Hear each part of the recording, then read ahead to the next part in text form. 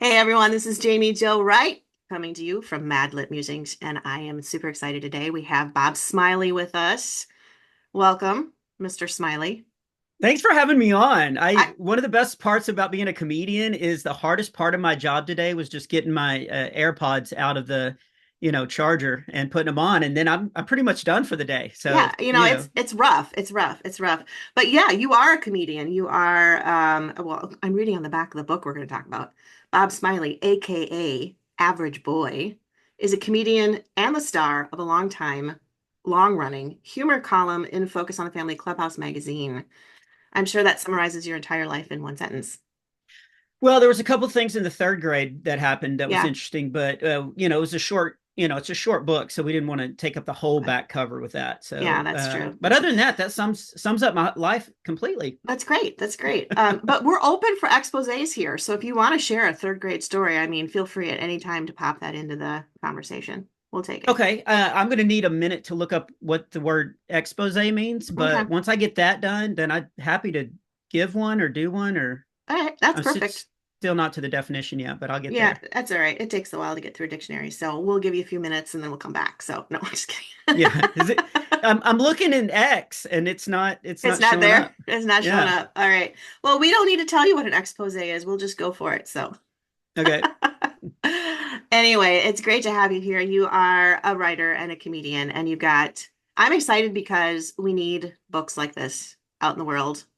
And so I was excited. My son is 11 and he saw it come through the mail and he goes, Is that for me? And I'm like, Actually, no, it's mine. My favorite story. So that's the fourth book in the series, and when the first one came out, the first two were so average boy, grows up in a small town, and he Yeah. has a best friend and all that. So they're the same characters, but the first two books were individual. Each chapter was an individual funny story with stuff that middle school kids do, and deal with, and Right. and stuff like peer pressure and picking the right friends and all that. And so we put devotion questions at the end of each chapter, Okay. so that kids could have things to think through about each chapter, that just to get them to thinking. And my favorite story about the first book coming out was, I was performing at a festival and the book had Mhm. just come out, so I had it in my merch table, and this 71-year-old lady came to my table, bought the book for her grandson, and it was a 2-day festival. And we talked about her grandson for a while. She's the sweetest lady. Yeah. She came back the next day and she bought another copy. And I said, well, I'm glad to sell another book, but I know you only have one grandson. And she said that she went back to her hotel and she started reading it, and she got so wrapped up in it, she forgot and started answering the questions No at the way. bottom of the chapter. So when people ask me, like, what age group is my book That's for, awesome. really 7 to 71 That's perfect. seems to be the demographic. So Yeah. yeah, I hope you enjoy it and then maybe pass it down to your kid. Yeah, I might. I don't know. I might just take notes and, dog ear the pages and put the tabs in there and all that stuff. So, but it's great. It's great. I love it. And but it's kind of funny because I'm an author myself and I have a lot of people, especially parents, going, is there Christian fiction out there for our kids? Is there stuff for them to read? Because we look for it and we can't find it. And I love going to Focus on the Family, obviously, is a first and foremost place to go. But these books are so cool for boys. Not that girls don't enjoy them, but they are geared Yeah. toward the guy, right? Actually, no. The Okay. first book that we put out was pretty much geared toward. It was basically about Average Boy and his best friend Okay. Billy, and Okay. all that. But there was a few girl characters, and then when the first book came out, we actually got a lot of feedback from middle school girls saying, "Hey, we really love the Average Boy series, but how come he doesn't hang out with more girls, or how come there's not more, So, girl characters and stuff?" yeah. And so we went back and I actually rewrote, and we added 5 new chapters to the first book Okay. on the, I think, third edition that came out. Yeah. And we added more characters. And now, so the first two books are comedy devotion books. So, like Hmm. I said, funny stories, but devotion. And then the other two, Average Boys Above Average Year, and the new one that you were held up, Average Boys Above Average Summer, are just chapter books. I always tell people it's kind of like Diary of a Wimpy Kid, only Hmm. way better. Oh yeah. Yeah, I just Yeah. Yeah. I hope the author doesn't hear this and then we get into No. a, I don't think I fight have on that far of X. a reach on my podcast to make it to his computer. So Yeah, but yeah, we so now there are two main girl characters and two main boy characters awesome. in the series that show up quite a bit, and so Yeah.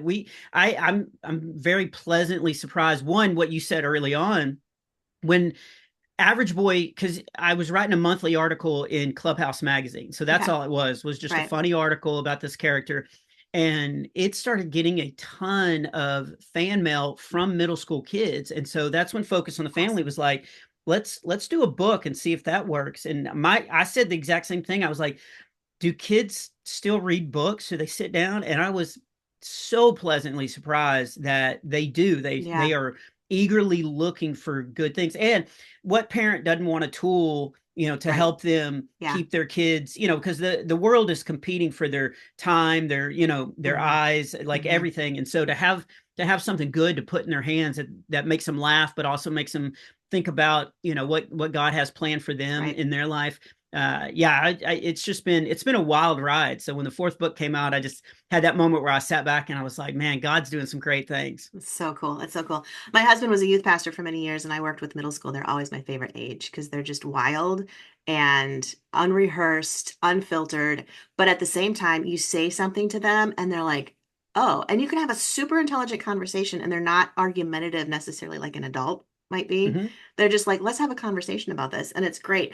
And so it's fun to have books like this that you can be like, hey, guys, there's some fun stuff out here to read, um, and be able to make points to them through entertainment. So I guess my question in all of that, because that wasn't really a question, it was more of a statement, was why do you think it's important for entertainment to be offered to middle schoolers through a godly lens? Why can't they just get entertainment elsewhere? Because it's entertainment.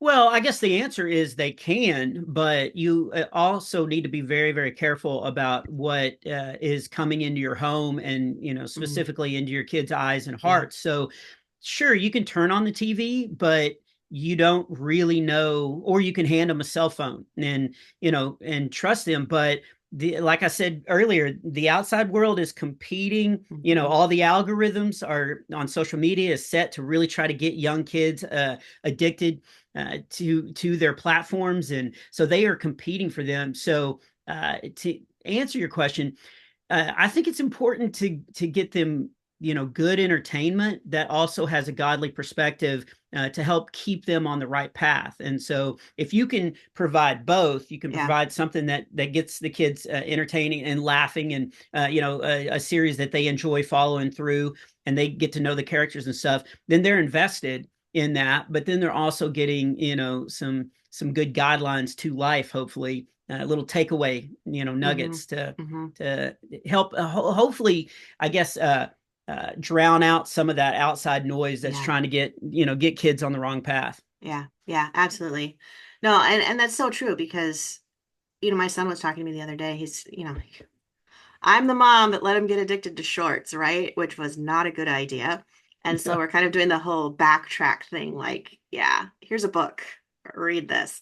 But it's kind of funny, like some of the stuff that he'll come up and he'll be like, oh, this is really cool. And he'll crack a joke that he heard on a reel or something like that. And I'm like, yeah, maybe don't repeat that because there's innuendos and things they're not realizing are even built in to so much of the media that's out there right now. And yeah, it's such a danger, really, for the kids. yeah. We used to have this is back in the day, Yeah. but a DVD player. If your listeners know what a DVD Gosh, was, were those little silver round disc things? Yeah. yeah, Okay. yeah. Yeah. We had one of those, and it was called Clear Play, and it would Hmm. cut out the bad stuff of movies. Sure. And so my wife and I have five tax deductions, all boys, and so as my boys Oh, were growing wow. up, we watched Airplane, Blazing Saddles, all Yep. the great comedy Yep. shows. But it edited out everything bad. And then my oldest son Coulter was when he was in third grade. Uh, one of his teachers said, Shirley, you haven't finished your test. And he, of course, said, I have finished my test and don't call me Shirley. And the teacher paused and he goes, have you seen Airplane? And he goes, oh yeah, my dad and I watch it all the time. So I had to go back up to school and be like, Right. look, I promise I'm a good parent. I Yes. We have this thing that cuts out all the bad stuff. Yes. So, Yeah. Yeah. but that's an example of like you can find ways to get your kids good entertainment without exposing them Right. to the bad stuff. And as far as the reels, my kids have gone through that. Hmm. And I actually just my youngest and I were kind of laughing because when this fourth book came out, I was like, hey, are you going to read it? Because he's in ninth grade, so he's Okay. almost a little bit too Sure. old, but Sure. um, and he was flipping through reels. And I was like, here, and I put the book in his hand. I was like, no, it's almost the same thing because you still get to flip, you still get to Right. swipe. It just takes you a little bit longer to swipe a page. Yeah. And he was like, okay, I'm going to read it just because that joke was good. Oh, that's good. That's nice that he gives you the complimentary read then with a good Yeah. joke. Yeah. Is that how you get Yeah. your kids to do things like you crack a joke and then they owe you? Yeah. And my kids are all pretty Yeah. funny too. Are they? And that's a question I get about my stand up is like, do Okay. your kids think you're funny? And fortunately, my kids still think I'm really funny and they like to be the subject of the material. So, Okay. where I have a lot of comedy friends that their kids don't want them to talk about them and stuff, but my kids will be doing stuff and then come in and tell me about it and be like, is that good enough to Is go that on, good? Yeah. your show? And like, they kind of like the, Yeah. notoriety. They like to be in the material that you're using. That's funny. That's Hmm. great. That's great. Oh man. Well, the fun thing with these books and then, even as we're talking about media with kids at this age is having characters that are relatable. So I wanted to ask you a little bit about the average boy and his friends and what is it that you've crafted in these stories that kids will be able to relate to specifically, like with personalities and things like that. Oh, that's a great question. So Average Boy is basically me, uh, but as a modern day middle school kid, because the way it started Okay. was, Yeah. and again, man, I'm going to sound like a dinosaur on here, but when my first comedy CD came Yeah. out, Hmm. I Focus think on I the bought Family it got it. actually. Yeah, so you were one of the Oh four. yeah. Oh Okay. yeah. Yeah. So I my think I was number mom, 3. Yeah. yeah, Focus on the Family, that guy from Goodwill. And then sadly I was the fourth. But anyway, we'll Okay. move Well, on. yeah. Um, yeah, so when my CD came out, they got it and they thought it was funny and they thought it would that kind of humor would translate to middle school kids. So they asked me to write one article in Clubhouse magazine. And one Yeah. of my bucket lists, even though I never wanted to be a comedian or wasn't a goal of mine when I Hmm. was young, I was reading all these humor articles in magazines and stuff. And so one of my bucket lists was to be printed, like have a humor article printed in a magazine. I thought it would only probably be one time, but that was one of my bucket list goals. And so when they Sure. asked me, I jumped on it. Yeah. And so I was writing it was a back to school issue. And so I thought of some jokes that were more modern, like with Okay. technology and stuff. So as I was writing this true story about me getting this bad haircut, going back to school, I thought, okay, well, it can't be me. I want to put these little technology jokes in there. And so I just created this character. So Average Boy, he's living in a small town. Okay. He wants to be good at everything, but he's very average at sports. He's very average at school. He just all around, he wants to be a superhero. He wants to be, the best basketball player, the Yeah. best at school, but he's just average. So he kind of realizes if he lives for God, he can actually be super average.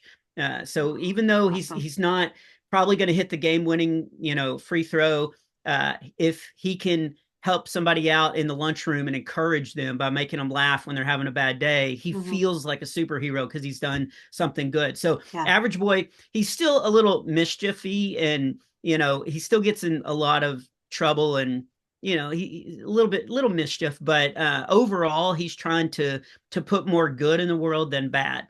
Okay. So that's our main character. His best friend Billy Hmm. is his friend. He comes from a blended family, so sometimes he has trouble getting along with his siblings and stuff like that. But Billy and Average Boy are super loyal to each other. So Mm. as best friends, they are. Even when Average Boy is doing something completely dumb and embarrassing, Billy's going to jump in and Yeah. and be by his side and Yeah. stuff. There's a character named Sarah. who is actually based off my wife. Oh, awesome. She is very funny, very quick-witted, Uh-huh. and very smart. But she just likes Average Boy because, Average Boy adds a little bit of spark to her life because, Hmm. where she's going to class and taking notes and all that kind of stuff, she might look up and Average Boy's, trying to get a pencil to balance on the top of the clock in the room, or, just a little bit of joy, Yeah. brought in, a Yeah. little bit of mischief, to break up her very rule following way. But then Sarah also kind of acts as the voice of reason in a lot of Okay. situations where they're about to do something. And she's like, Yeah. hey, maybe not jump in that creek until you check to see how deep it is and stuff like Yeah. that. And then there's Everly. Everly is a very tomboyish girl, so it kind of breaks the stereotype of Okay. girls are icky and they're painting their nails all the time and stuff. Yeah. So Yeah. That's awesome. the way I introduced her character, she beat Billy and Average Boy in a frog catching contest. This is actually based on Everly is based on a friend of mine's daughter named Okay. Everly, and we were out at a summer camp a couple years ago, right before I introduced the character, Okay. and she actually was catching more frogs than all the other boys I at the had a camp. girl. And so, I had a girl. yeah, so those are the main Yeah. four characters, and so they're basically up for adventure, but they're always going to have each other's backs, and they're always going to try to not step out of bounds of what God really has designed for their life. That's so cool. I love that. I love that. It's funny as you're describing the two boys, it reminds me of my son and his best friend because I mean, they are loyal to a fault. Like my son had to do nose and toes when he was a kid at Oh school yeah, because he climbed up the slide the wrong way, which is notorious. My son's always like, just, I'm going to do it differently and not realize I'm doing it differently. So he had to do yep. nose and toes. So his friend went off and did the same thing. So he got in trouble. So he had to do nose and toes too. And I'm like, yes. That's the best. So I get the note, Yep. like, hey, your son had to do nose and toes because he climbed up the slide the wrong way. And I'm like, did his friend do it too? And they're like, yeah. And I'm like, perfect. I'm a proud mom. So, Oh, that's great. oh, it's funny. But yeah, yeah. And and then also the girl who's really studious, that reminds me of my daughter because she's like the note taker and the Mhm. type A, and she has to have everything in columns. And my son's next to her, making the little origami frogs with post-it notes and popping them in the air while they're trying to do school. It's just great. Yeah. I love that. I love that. But that's so cool because it sounds like you have a mixture of personalities in the book so that any kid that picks up the book can probably find one of the characters that they're going to relate to. I would have been the girl Yeah. catching frogs, wasn't me. I kind of thought that, but I didn't want to just say that up front. But yeah, just Yeah.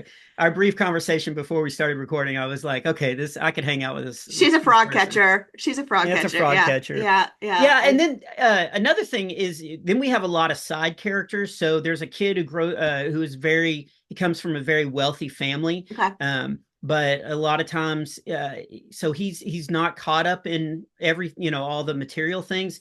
So Average Boy can kind of see that relationships is more important because I this like kid that. does have everything, but all he Yeah. wants to do is go hang out in the creek with Billy and Average Boy, Yeah. and stuff. And so Yeah. there's that, and then uh, Average Boy has a elderly man that lives across the woods from him, Hmm. and so Average Boy wants him to take him fishing all the time or hanging out and stuff. And so the elderly man acts like he really doesn't like Average Boy, but deep down he really kind of does, even though he acts like he's super annoyed by him. And so there's Yeah. definitely some running characters throughout. And then like in the third book, Average Okay. Boy's Above Average Summer, because bullying is such a big deal.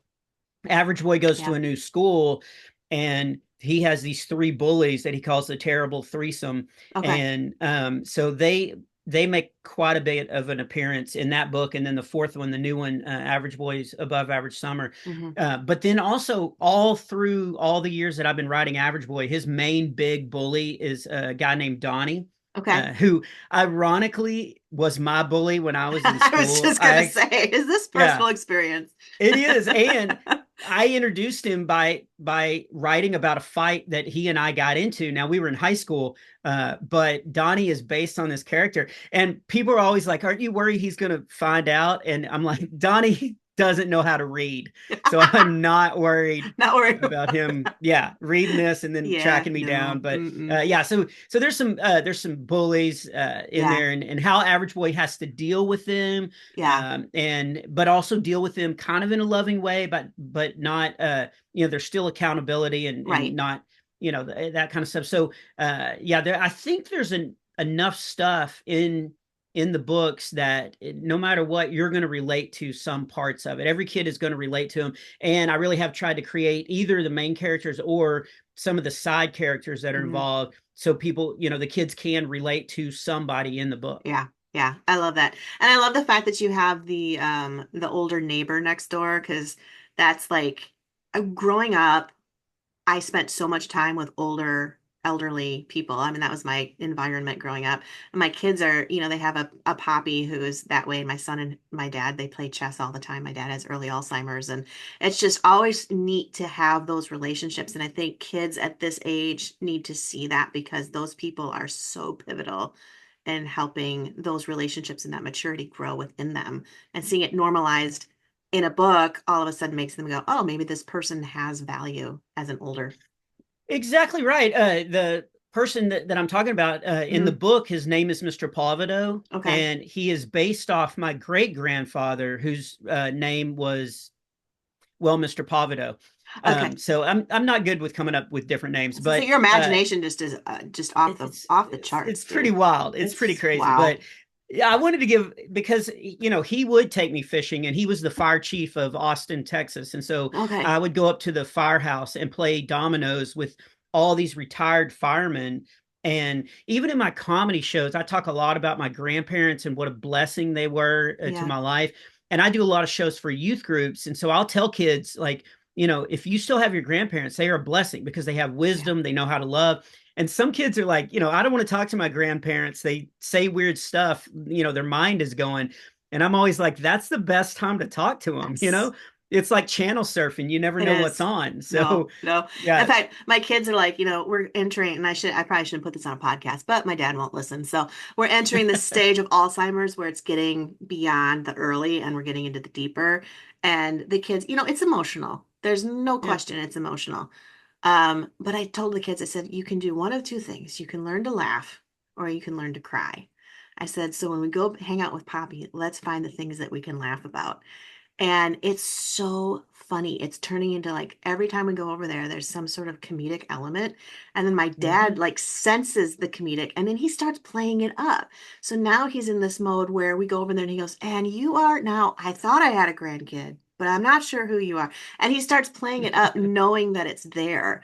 Yeah. But it just bonds him with the kids even more and they just get excited to have that relationship. So, Yeah, I actually lived with my great grandparents for 3.5 months okay. because my great grandmother had that, and so Mm-hmm. she was getting to the point where they really needed to move into a assisted living Yeah. place, but she wasn't ready, and so my great grandfather asked me if I would come and move in because I was kind of I was really close to her, Mm-hmm. and for 3.5 months, and my name's Bob, and she knew my name was Bob, and she knew I was her favorite, but she wasn't 100% sure. So to be safe, she called me Bub.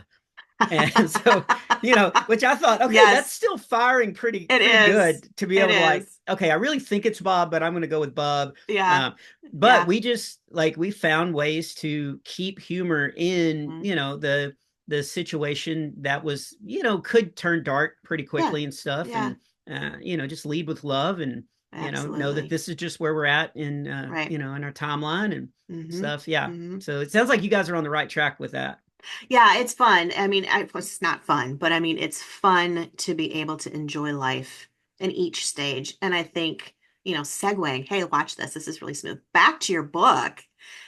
Oh, I know, right? That was good. It's look at fun that to show, professionalism. I'm not really great at this, but back to the book. It's great for kids to be able to see that there are going to be those darker moments. There are going to be bullies. There are going to be elderly people we have to spend time with, boring situations, but yet training them to find the good, the joy, the humor, the laughter.